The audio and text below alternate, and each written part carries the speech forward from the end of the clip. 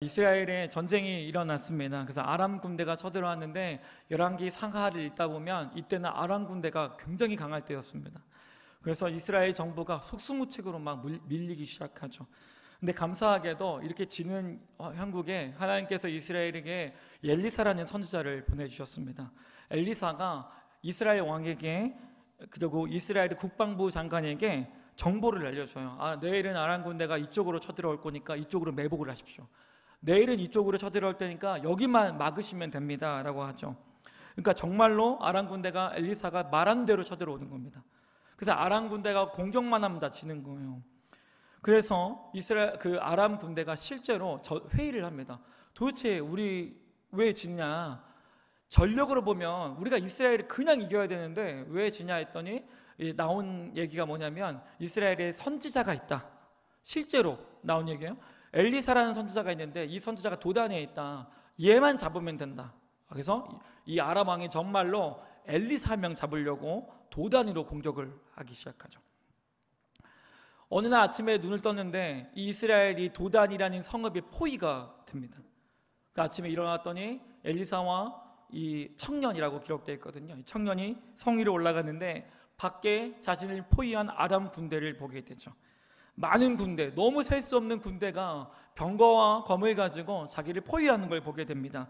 그러더니 청년이 두려움과 공포에 사로잡혀서 너무 힘들어하죠. 그래서 이 엘리사와 청년의 대화를 한번 보도록 하겠습니다. 15절과 16절입니다. 제가 읽겠습니다.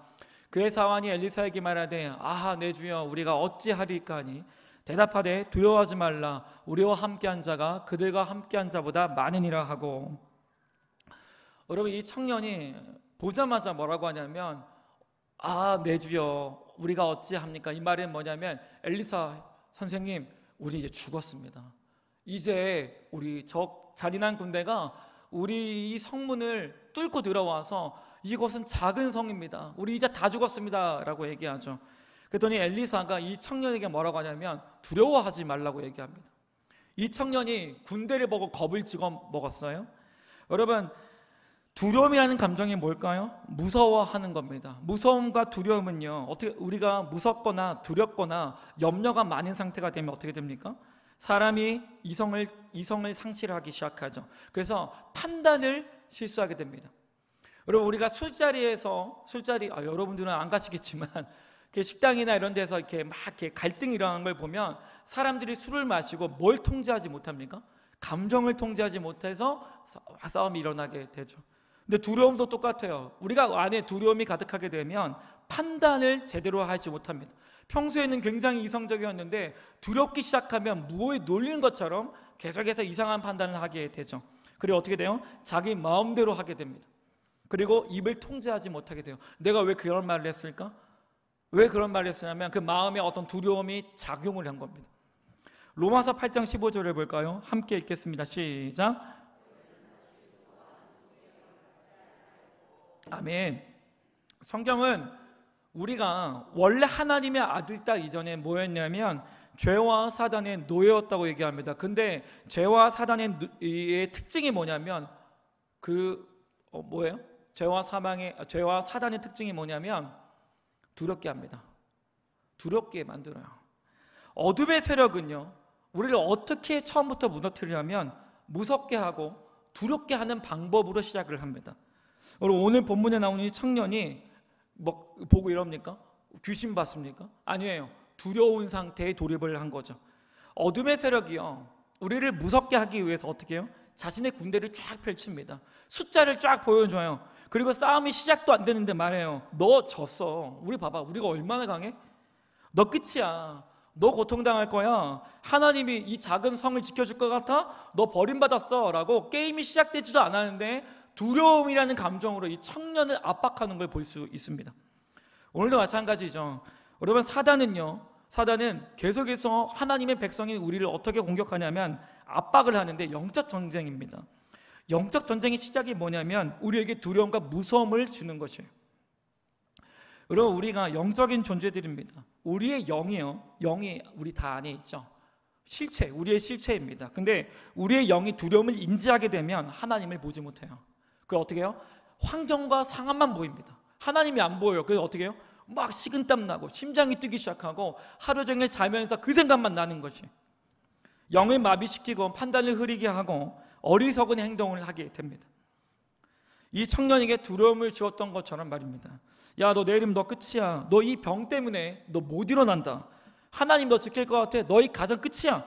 너 실수했잖아. 그 실수 내가 너 그것 때문에 이게 막 굴러가가지고 너 큰일 날 거야라는 거짓 메시지를 끊임없이 주입시키면서 우리를 두렵게 해요. 이게 영적 전쟁이에요. 근데 반면에 재밌는 건 뭐냐면 엘리사입니다. 엘리사가 정말 대단한 게 뭐냐면 아침에 일어났는데 적국이 아람 군대가 군대를 끌고 왔는데 자기가 목표물입니다. 근데 죽을 수 있는 상황인데 이 노인이 어때요? 두렵지 않아요. 아무렇지 않아요. 요 앞에 총을 겨누고 있는데 두렵지 않은 거예요. 제가 한번 선교사님의 증언을 봤습니다. 부부가 캄보디아에서 선교를 하는데 어느 날 그 밀림 오지에서 사역을 하는데, 여러분 선교지는 굉장히 위험한 곳입니다. 하나님의 보호하심을 해야 되죠. 어느 날 무장 강도가 나타나서 이 선교사 부부 사모님에게 총을 겨눕니다. 여러분 영화에서 총 겨누는 거랑 정말 실제로 내 앞에 총 겨누면 어떻게 될 것 같아요? 심장이 오그라들어요. 다행히 상황이 마비가 됐는데 그날부로 심장이 뛰지 않는 거예요. 심장이 느리게 뛰기 시작하고 온몸에 식은땀이 나는 거예요. 기도하는데 어둠의 권세에 눌리기 시작하는 겁니다. 이게 이 말이 들려요. 그래서 어떻게 이걸 극복하냐면 하나님 앞에 막 부르짖으면서 도와달라고 했습니다. 그랬더니 이 두려움이 떠나갑니다. 총을 겨누니까 두려움이 와요. 어떤 두려움이 왔습니까? 너 이 선교지에 있으면 죽을 거야. 하나님 너 지켜줄 것 같아? 여러분 이 말 들으면 다 어때요? 다 두렵잖아요. 선교 못 가게 만들어요. 여러분 사단이 이게 영적 전쟁이죠. 대한민국에 뭐예요? 이슬람 공포증을 만들죠. 그래서 뭐예요? 선교지 못 가게 만들어요. 근데 막상 뭡니까? 성경은 계기하죠. 아무리 사단이 우리를 공격해도 하나님의 허락하지 않으면 우리는 안전한 것이에요. 하나님 말해요. 내가 너 지킨다. 사단은 두렵지 않아 라고 얘기하는 거죠. 그런데 어떻게 합니까? 사단은 지금도 우리에게 두려움을 심어주죠. 엘리사가 어떻게 해요? 요지부동이죠. 어둠의 세력이 엘리사를 막 뒤흔들어요. 무섭지? 두렵지? 라고 해도 엘리사가 어떻게 해요? 아무렇지 않습니다. 오히려 옆에 있는 청년에게 말해요. 두려워하지 마.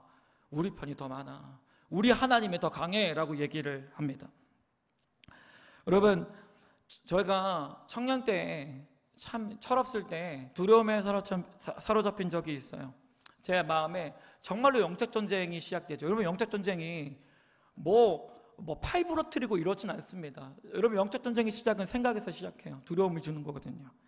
여러분 누가 나에게 던진 말이 있는데 너는 실패했고 넌 잘하는 거 하나도 없고 너는 가는 곳곳마다 관계를 깨트리니까 너는 하나님한테 벌 받아야 된다고, 이 말을 너무 많이 들은 거예요. 그랬더니 이 말이 정말로 커지기 시작하는 거예요.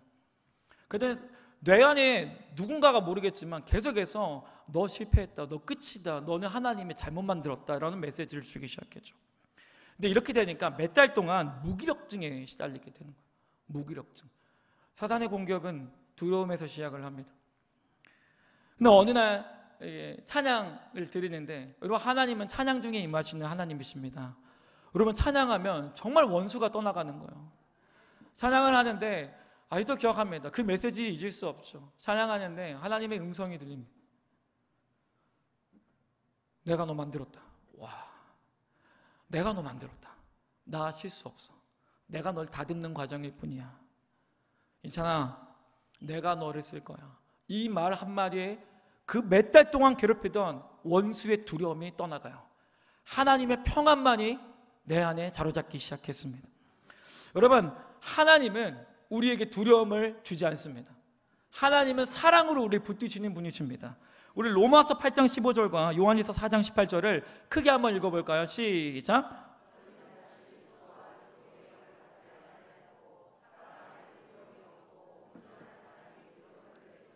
아멘.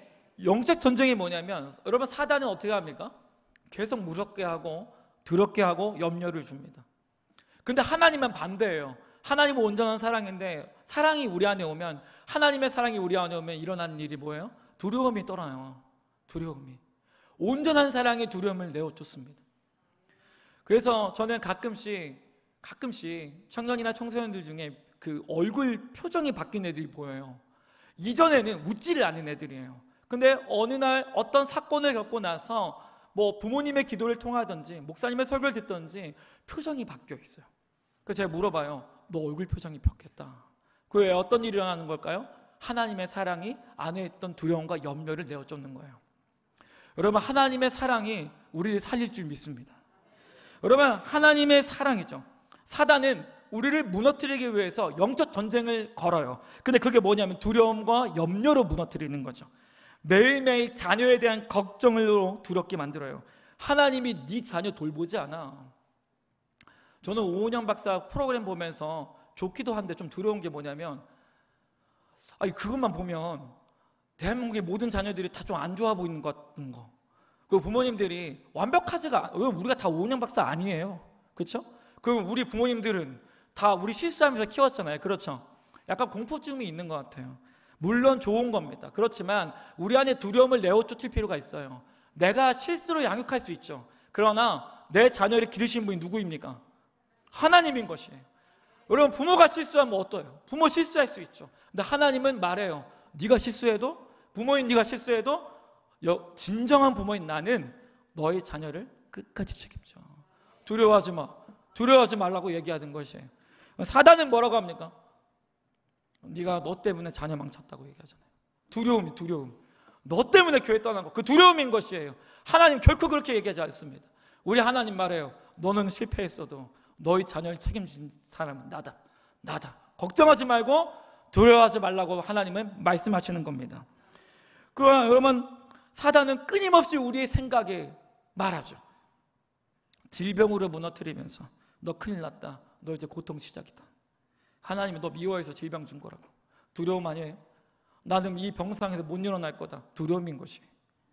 그리고 매일매일 미래에 대한 걱정으로 우리를 압박하죠. 야, 걱정해라. 너 지금 이러고 있을 때가 아니야. 네가 일어나야지. 네가 노력해야 돼. 이 두려움과 염려 아닙니까? 여러분, 또한 사단은요, 우리를 얼마나 잘하는지 관계에 대한 두려움을 깨트리죠. 저 사람이 너를 어떻게 평가할 것 같아? 그리고 우리 사람에 대한 평가를 되게 두려워하지 않아요? 집에서 누가 나에게 한 말 스트레스 받죠. 왜 그래요? 그 사람의 평가가 주는 두려움이에요. 그 안에 파고들면 뭐예요? 미움받는 두려움이에요. 사람들에게 싫은 소리 듣고 미움받을까 하는 두려움이 우리 안에 내재되어 있죠. 근데 하나님 계속 말해요. 두려워하지 마라. 내 아들아, 내 딸아, 내가 너의 인생을 다스린다. 너 실수할 수 있지만 두려워하지 마. 하나님의 사랑, 여러분, 온전한 사랑이 우리 안에 있는 두려움을 전부 내어줄 줄 믿습니다. 그래서 여러분, 사단이 두려움으로 우리를 공격하는 영역을 세 가지로 정리를 했어요. 첫 번째는 띄워주시겠어요? 사단이 두려움으로 공격하는 영역이 여러 가지가 있겠지만 세 가지입니다. 첫 번째는 하나님을 향한 두려움을 가지게 만들어요. 창세기 3장에는 재미있는 기록이 있어요. 사단이 아담과 하와를 유혹해서 쓰러뜨립니다. 선악과를 먹게 되죠. 여러분, 근데 재미있는 게 뭐냐면 정상적인 부모 자녀 사이라면 자녀가 어떻게 하냐면 부모님께 용서를 구하죠. 엄마 아빠 잘못했어요 라고 하는데 아담과 하와는 이상해요. 성경을 보면 부모인 하나님이 아담과 하와를 찾아다니고 아담과 하와가 하나님을 피하여 숨었대요. 왜 숨었을까요? 사단이 마음에 속삭이죠. 하나님 아버지가 너희를 죽일 것이다. 두려움 주는 거야. 너 끝이야. 하나님 아버지가 너 심판할 거야. 이 말에 압박을 받으니까 어떻게 해요? 아담과 하와가 창세기 3장에 보면 도망치기 시작해요. 그리고 재미있는 기억이 있어요. 하나님 아버지가 아담을 불러요. 아담아, 네가 어디 있느냐? 그때 숨어가지고 말하죠. 숨어가지고. 여러분, 아담과 하와가 무서워서 하나님을 떠났죠. 지금도 계속돼요. 지금도 사단은 우리에게 두려움을 심어줍니다. 그래서 그 두려움이 우리 마음에는 깊은 곳엔 두려움이 있는데 이게 겉으로 표현되는 건 뭐예요? 기도가 못하게 되고 예배도 못 드리게 만들죠. 여러분, 기도가 영의 호흡입니다. 따라합니다. 영의 호흡. 영이 우리 안에 있는데 영이 숨을 쉬는 게 기도라고 얘기해요. 영이 하나님을 향해 숨을 쉰다는 표현을 기도라고 하거든요. 우리 육체는 몰라요. 근데 영적 공격이 시작되면 사단이 영에게 작용을 해서 두려움을 막 줘요. 너 하나님이 너 미워한다. 너 아무것도 하지 마.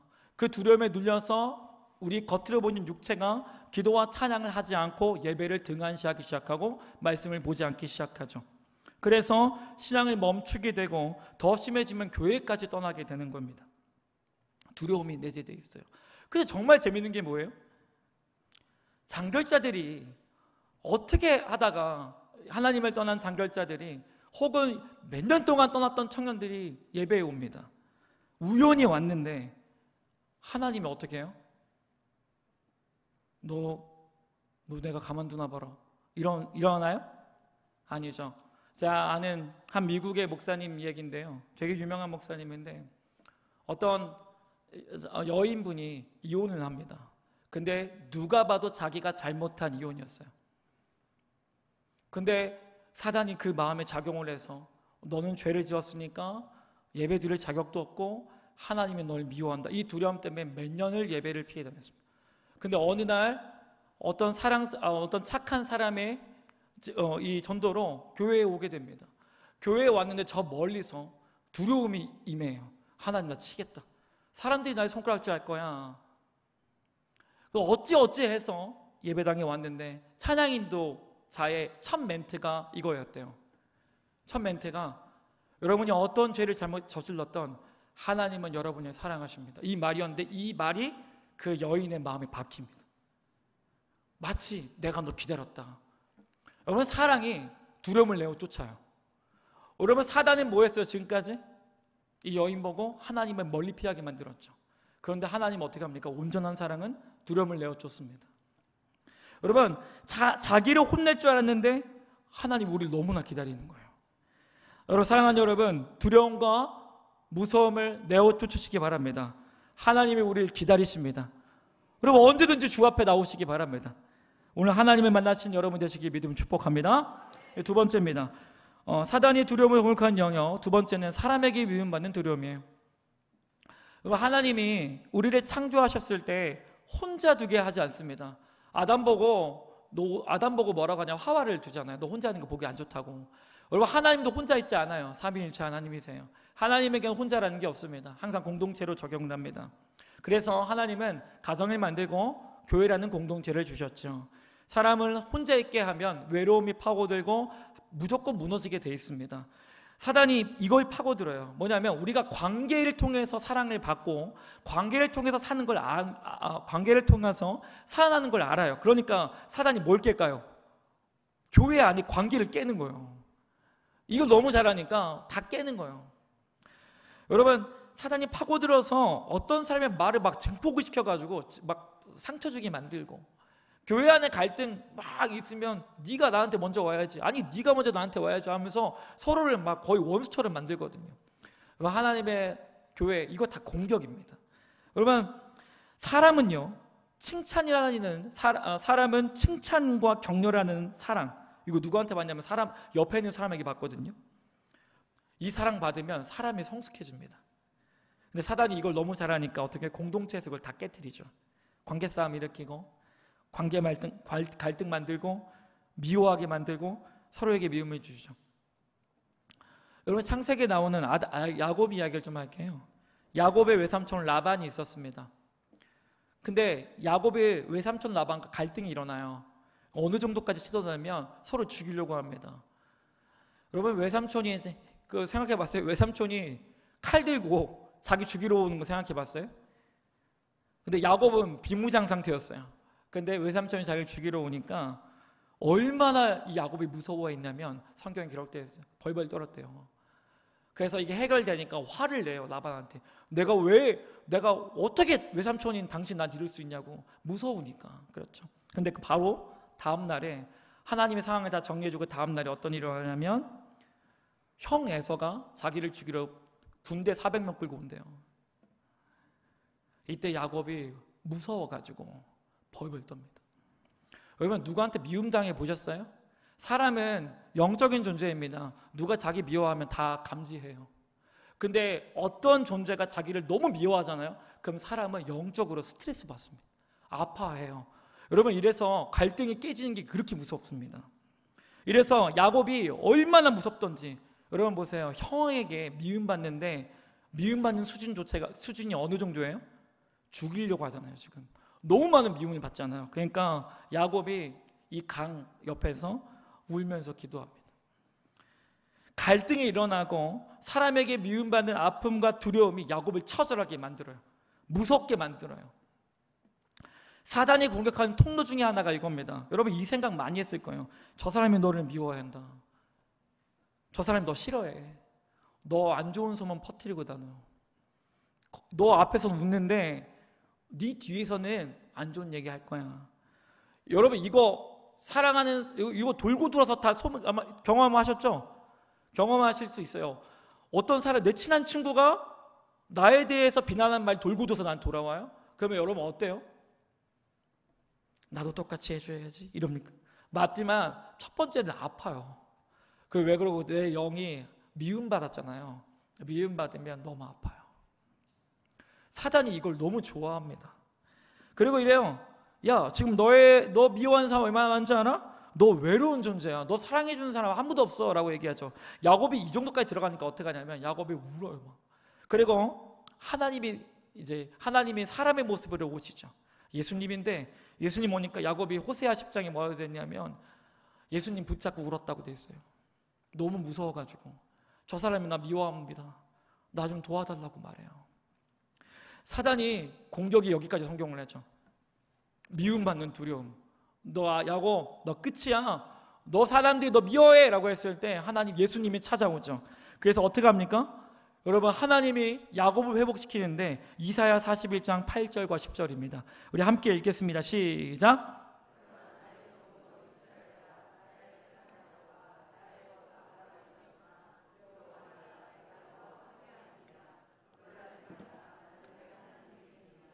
내가 너를 굳세게 하리라.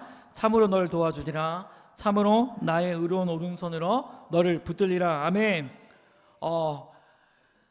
야곱이 말하죠. 저의 해석이에요.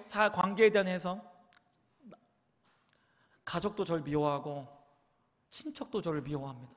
아무도 저를 좋아하지 않습니다. 사람들이 다 저를 좋지 않게 평가합니다. 저를 미워하고 저는 외롭습니다 했을 때 두려움으로 막 오니까 하나님 뭐라고 합니까? 두려워하지 마라 야곱아. 사람을 두려워하지 마라. 내가 너의 모든 것이다. 내가 너와 함께 한다고 하나님이 말씀하십니다.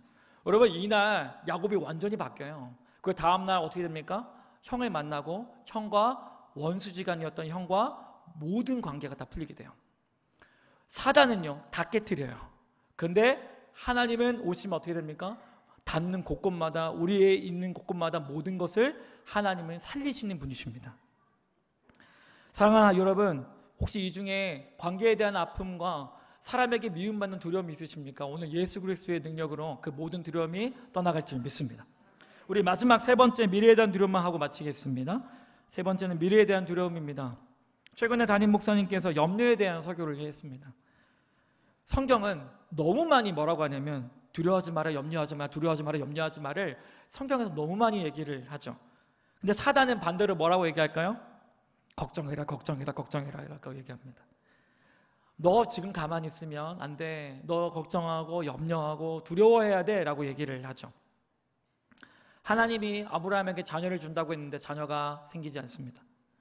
그 세월이 계속 지나니까 아브라함과 아내 사레에게 뭐가 오냐면 두려움이 와요. 두려움.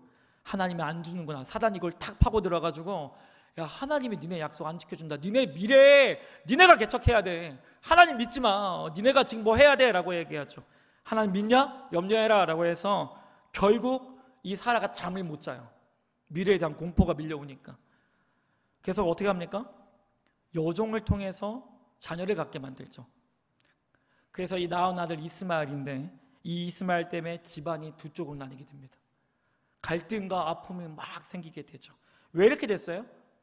분명히 하나님이 책임진다고 했는데 그 사단이 파고 들어가지고 야 너 이러고 있으면 큰일이야. 야 너 여기 가만히 있으면 안 돼. 하나님 그 걱정, 하나님 그 말 다 거짓말이야. 네가 다 알아서 해야지 라고 얘기하죠. 사단은 지금도 우리 안에 끊임없이 두려움을 주죠. 너 이렇게 하면 자녀 인생 망친다. 너 이렇게 하면 미래에 돈이 없을 거야. 너 이렇게 하면 사람들이 알아준대 라고서 우리 안에 미래에 대한 두려움을 주기 시작합니다. 그래서 어떻게 해요? 두려움이 임하면 우리가 어떻게 됩니까? 잘못된 선택을 하게 돼요. 죄짓는 길을 선택하게 하죠. 하나님은 우리에게 계속해서 말해요.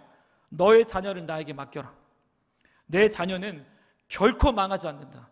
내가 너의 자녀들을 이끌 것이며 앞길을 책임질 것이라고 하나님이 우리에게 말씀하십니다. 하나님은 계속 말해요. 두려워하지 마라. 너의 가정과 직장은 내가 책임지는 거지. 염려하지도 말고 내 아들아, 내 딸들아, 두려워하지 말고 나를 믿고 신뢰하라고 하나님이 우리에게 말씀하시는 겁니다. 오늘 사단이 주는 두려움이 예수 그리스도의 능력으로 떠나갈 줄 믿습니다. 여러분, 우리 말씀 보겠습니다. 엘리사가 두려워하는 청년에게 이렇게 얘기합니다. 함께 읽습니다. 시작.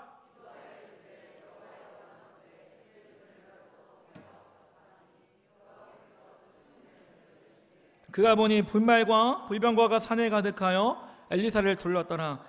여러분, 하나님께 기도하면 우리의 영의 눈이 열릴 줄 믿습니다. 엘리사가 청년에게 안수하면서 말하죠. 여호와여, 기도하면서 말합니다. 눈을 열어주옵소서 했더니 뭐가 뭡니까? 청년 뒤에 전지전능한 하나님의 군대가 있는 게 보이게 됩니다. 너무 강한 군대가 뒤에 있던 거예요.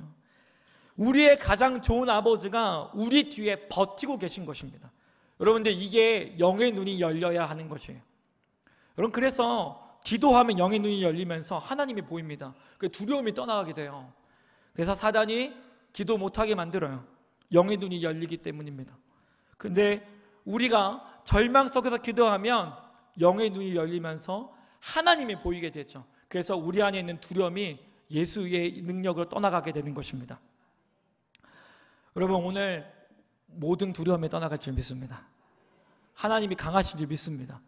우리 이사야 41장 8절 10절 읽고요, 찬양할게요. 네, 우리 함께 크게 읽고요, 찬양하겠습니다. 시작. 나의 종 너 이스라엘아, 나의 택한 야곱아, 나의 봇 아브람 자손아, 두려워 말라. 내가 너와 함께함이니라. 놀라지 말라. 대민이라. 내가 너를 굳세게 하리라. 참으로 너를 도와주리라. 참으로 나의 의로운 오른손으로 너를 붙들리라. 아멘.